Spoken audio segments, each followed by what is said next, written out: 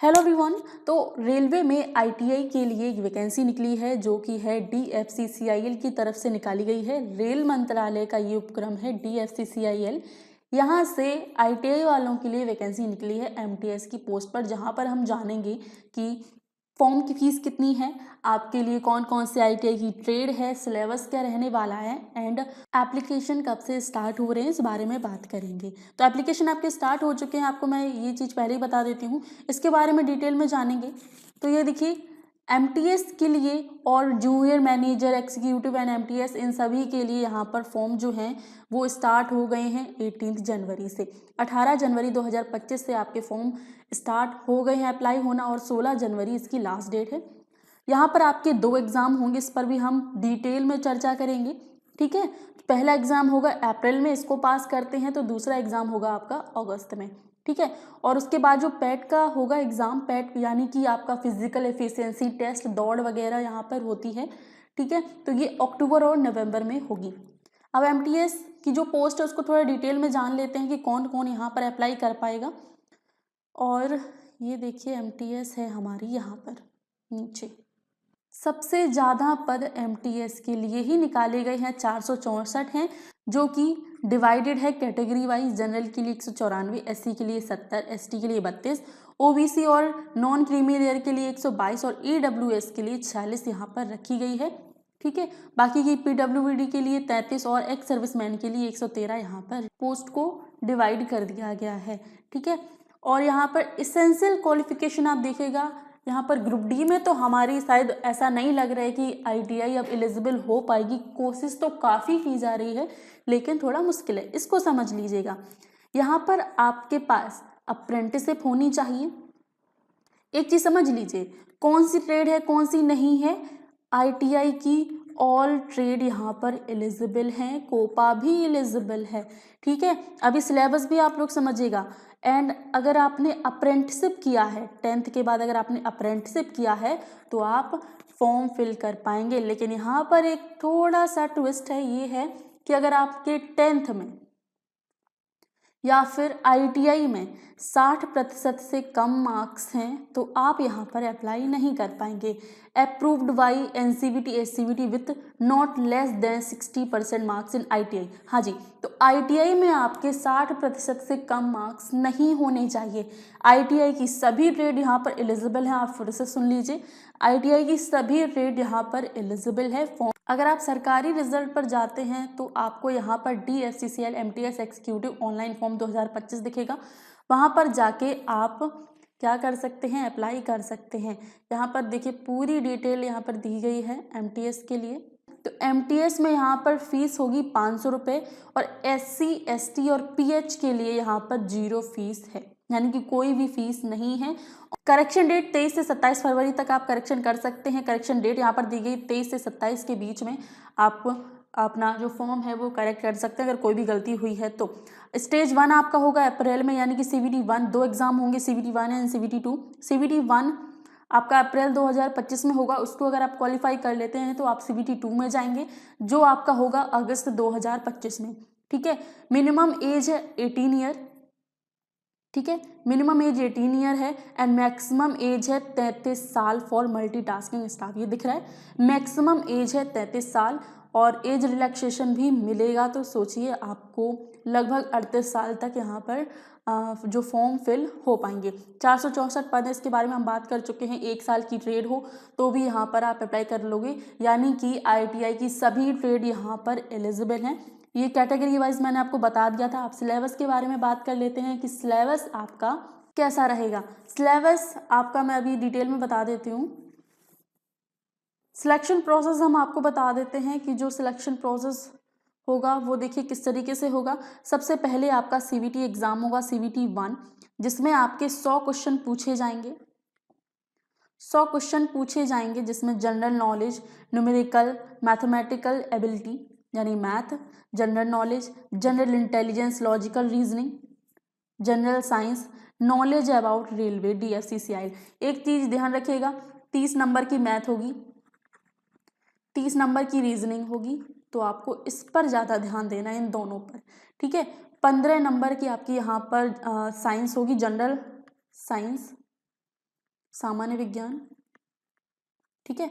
और 15 नंबर की आपकी यहाँ पर होगी जनरल साइंस, हाँ current affair general awareness.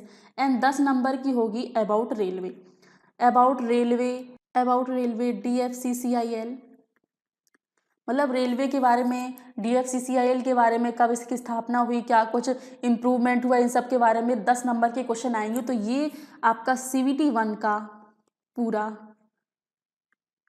Question का आपको मैंने बता दिया। 30 नंबर की मैथ, 30 नंबर की रीजनिंग, 15 नंबर की जनरल साइंस, 15 नंबर की current affair and general awareness, 10 number का रेलवे के बारे में। इस तरीके से 100 नंबर यहाँ पर डिवाइड कर दिए गए हैं। एंड जो CBT 2 होगा उसमें आपके 120 क्वेश्चन पूछे जाएंगे, 120 क्वेश्चन पूछे जाएंगे। वही सेम रहेगा math, reasoning, general science, current affair and railway के बारे में। तो ये होगा CBT 1 एंड CBT 2। CBT 1 जो यहाँ पर क्वालिफाई कर लेंगे वो CBT 2 में जाएंगे, जिनका पेपर होगा अगस्त में। CBT 2 का पेपर होगा अगस्त में, CBT 1 का पेपर होगा अभी अप्रैल में, ठीक है। तो बहुत जल्दी ये अप्रैल में पेपर आने वाला है MTS का, CBT 1 का। तो तैयारी भी से स्टार्ट कर दीजिए। एंड एलिजिबल तो ITI वाले आप सभी लोग हैं, तो ये कोई डाउट है ही नहीं कि आप लोग एलिजिबल हो या नहीं हो, ठीक है। यहाँ पर देखिए selection process for various post आपको मैं बता चुकी हूँ। मल्टीटास्किंग के लिए हम देखेंगे तो सबसे पहले CBT 1 होगा, CBT 2 होगा, एंड उसके बाद पैट होगा, यानी कि फिजिकल एफिशिएंसी टेस्ट, दौड़ वगैरह आपको करनी होगी। दौड़ आपको क्या करना होगा लड़कियों के लिए 1000 मीटर, अभी एग्जैक्ट अभी मैं आपको दिखा दूंगी, 5 मिनट 40 सेकेंड में समथिंग, ठीक है।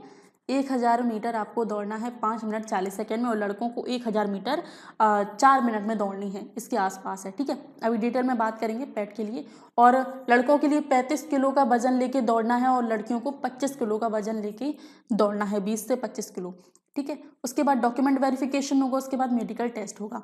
मेडिकल टेस्ट यहाँ पर इतना हाई नहीं है जितना लोको पायलट में होता है, मतलब कलर विजन ये सब तो चेक होंगे, लेकिन इतना हाई नहीं, ठीक है। ये आपको मैं बता चुकी हूँ, math, general awareness, general science, logical reasoning and knowledge about railway DFCCIL। 100 number का हमारा पेपर होगा CBT 1 का। एंड देन 1/4 की नेगेटिव मार्किंग भी होगी, ठीक है। 1/4 की नेगेटिव मार्किंग भी होगी। पैट में देखिए क्या क्या करवाया जाएगा। मेल कैंडिडेट्स के लिए यहाँ पर 35 किलो वजन लेके आपको क्या करना है, 100 मीटर दौड़ना है 2 मिनट में। 35 किलो का वजन लेके आपको 100 मीटर दौड़ना है, 100 मीटर दौड़ना है, वो भी 2 मिनट में आपको दौड़ कंप्लीट करनी है 100 मीटर की। 35 किलो का वजन लेके, वो बोरी होगी 35 किलो की होगी। एंड आपको 1000 मीटर की दौड़ करवाई जाएगी, 4 मिनट 15 सेकेंड में आपको कंप्लीट करना है। और लड़कियों और ट्रांसजेंडर कैंडिडेट के लिए 20 किलो वजन लेके आपको 100 मीटर दौड़ना है 2 मिनट में। यहाँ पर लड़कियों के लिए 20 किलो का वजन लेकर 100 मीटर दौड़ना है 2 मिनट में, ठीक है। और दौड़ लगानी है 1000 मीटर 5 मिनट 40 सेकेंड में। 5 मिनट 40 सेकेंड में आपको दौड़ लगानी है पैट में, बस इतना ही है, ठीक है। ये पूरा नोटिफिकेशन आप सरकारी रिजल्ट पर जाकर डाउनलोड कर सकते हो। सिलेबस भी जितना भी मैंने आपको दिखाया है सब कुछ आप डाउनलोड कर सकते हो। फॉर्म फिल होना स्टार्ट हो गए हैं, आप लोग फॉर्म को अप्लाई ज़रूर कीजिएगा, ठीक है, क्योंकि बहुत ही बड़ी अपॉर्चुनिटी मिली है। 400 से भी ज़्यादा पद हैं, यानी कि 450 से ज़्यादा पद हैं, 464 पद हैं। तो यहाँ पर आपको अप्लाई करना ही चाहिए, ठीक है। तो ये पूरा नोटिफिकेशन था, अब तो काफ़ी सारी डिटेल्स में आ गया है, तो इससे हमें मतलब नहीं है। आपको अपना पता चल गया, और MTS की पोस्ट पर अप्लाई करना है ITI वालों के लिए। Syllabus and selection process, syllabus तो अभी नहीं बताया है, सिलेक्शन प्रोसेस अब मैंने बताया कि किस तरीके से होगा, ठीक है। तो एलिजिबल हो अप्लाई कीजिएगा, बहुत ही अच्छी अपॉर्चुनिटी है। रेलवे का एक सेगमेंट है DFCCIL, बहुत ही बड़ी अपॉर्चुनिटी है।